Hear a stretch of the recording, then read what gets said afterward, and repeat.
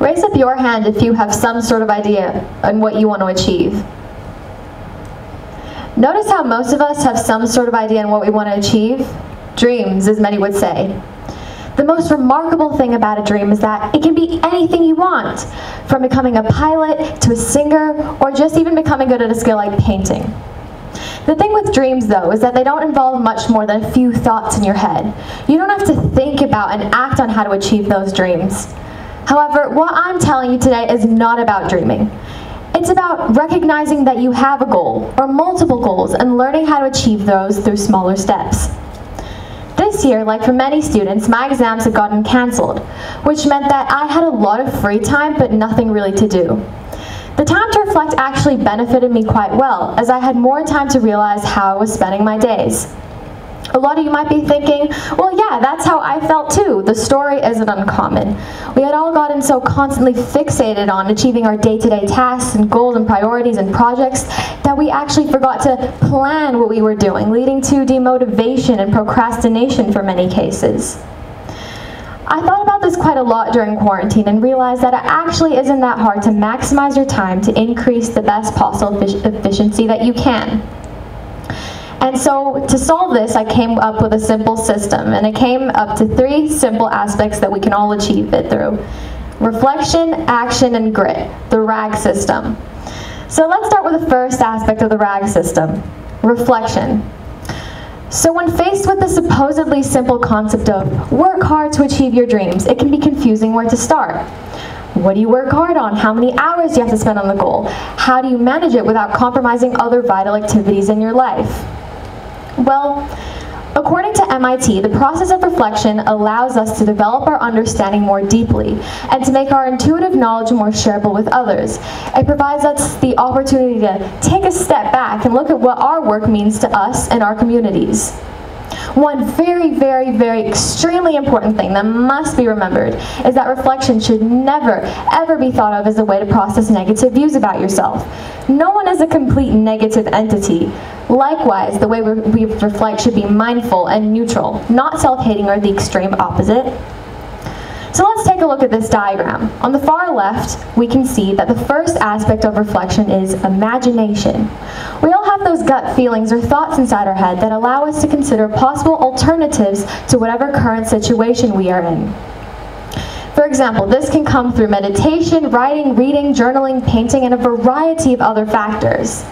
And these allow us to open our mind to consider potential alternatives to whatever situation we are currently in, and to come to a reasonable and neutral conclusion about the things that we need to change in our lives.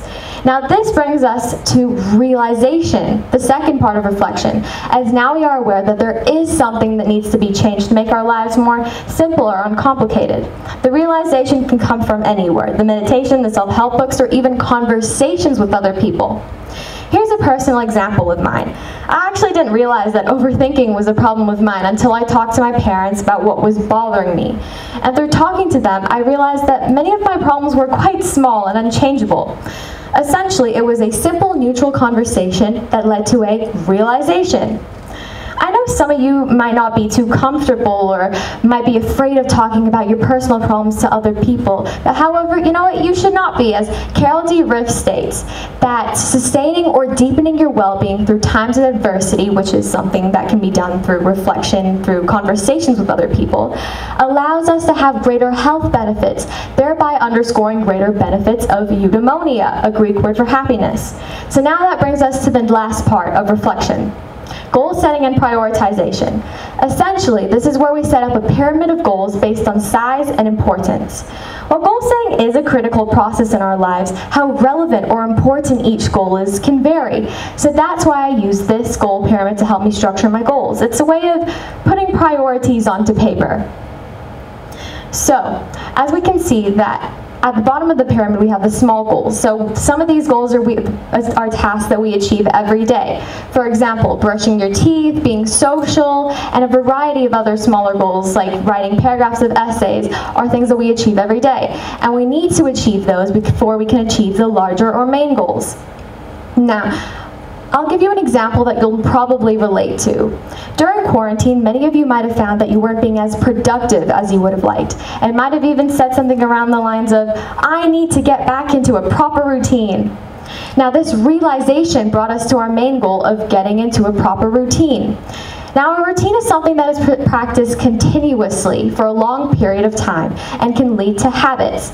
And habits are things that are changed over the course of approximately 2 to 3 weeks. So there, we have established a clear time frame of planning already. Establishing a clear time frame can help to allow on how quickly you need to achieve your goals. And setting a reasonable timeline helps you to understand what you need to achieve, as well as avoiding procrastination.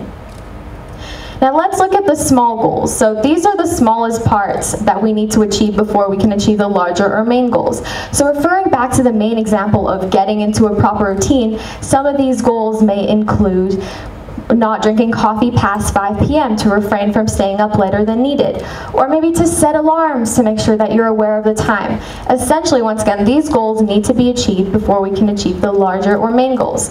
So next, we do have the larger middle goals. So these goals are examples of more complex, smaller goals, but nowhere near as close to the main goal that we wish to achieve.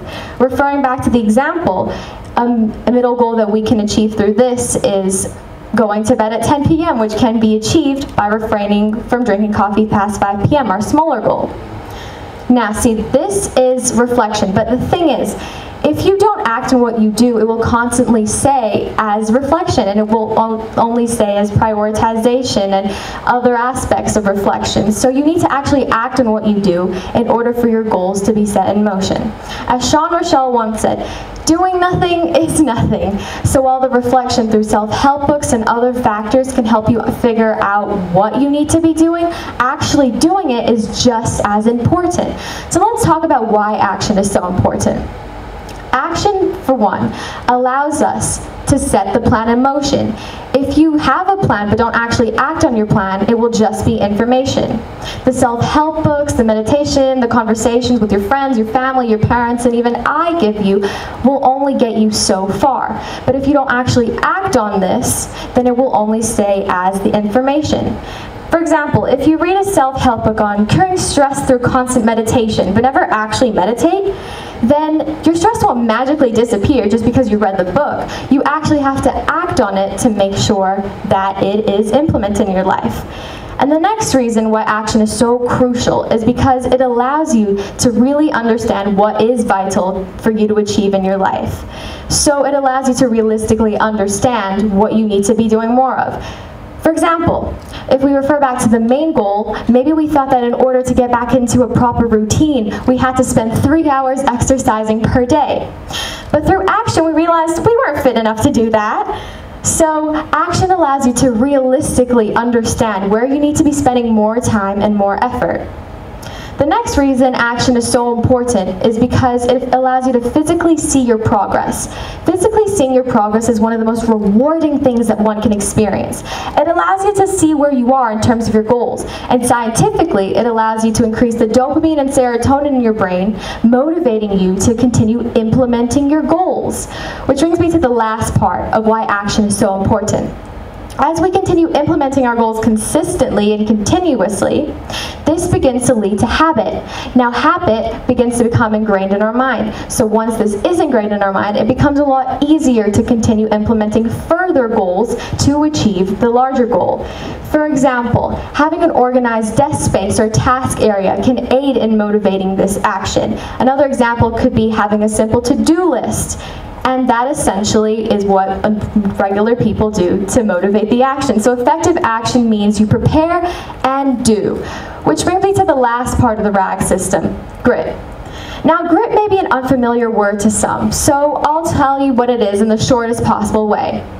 Grit was a concept that was created by Angela Duckworth, and according to her, grit is having passion and perseverance. Grit is having stamina. It is sticking with your long-term goals. Grit is living life like it's a marathon and not a sprint. Although this is a relatively new factor that can lead to efficiency and success, there's some very strong and probable correlations between what makes a grittier person versus what makes a not so gritty person. And you're probably wondering, well, what is the easiest way to achieve grit through? And one concept that we can strongly relate it to was this concept that was developed by Carol Dweck at Stanford University. Now, Dweck tested this theory with math classes at Fisk Elementary School, and the results proved that motivation and achievement through positive reinforcement and positive action can greatly aid into allowing a person to have a longer-term impact in terms of achieving a gritted state. And the realization that talent and achievement is malleable, as well as our brain's neurons being quite plastic, can mean so much for your overall development. Now, while this is a strong concept that we can relate to grit, there are other strong characteristics and attributes of a person that we can also relate it to. So courage and the ability to manage failure is the first characteristic that we can relate it to. So before I created this system, I realized that I wasn't handling failure as well as I thought I was. Allowing me to realize this has allowed me to understand that failure is just a part of life, and having the courage and ability to continue implementing new goals and do things that scare you are what the more gritty people implement. Now, in terms of the big 5 personality traits, many have found that grittier individuals are often more associated with a personality trait of conscientiousness. Essentially, what conscientious means is more achievement-oriented. Now, shown through LM these individuals have shown to have better proficiency and an overall higher grit score. The next attribute that is compromised of when we look at it for grit is looking back at the goal pyramid. So when we look back at the goal pyramid, if we carry this out through action, it can lead to quite a positive impact. So it overall creates a better grit personality, adding to the contribution of creating this factor. So the next point that we can relate it to is resilience. Resilience is a very strong characteristic, and Zolli combines optimism, creativity, and confidence to create this characteristic.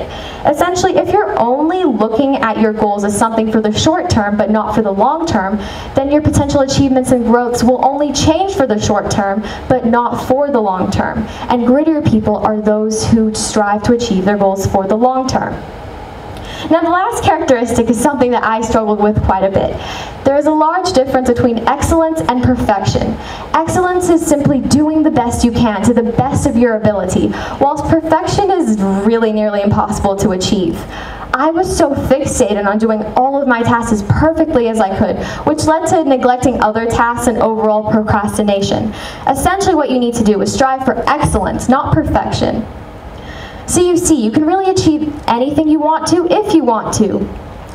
You reflect by imagining a scenario, realizing it needs a change, and setting goals and priorities related to it. You act by carrying out through those plans and achieve a grit state when you have a growth mindset and implement characteristics relevant to it.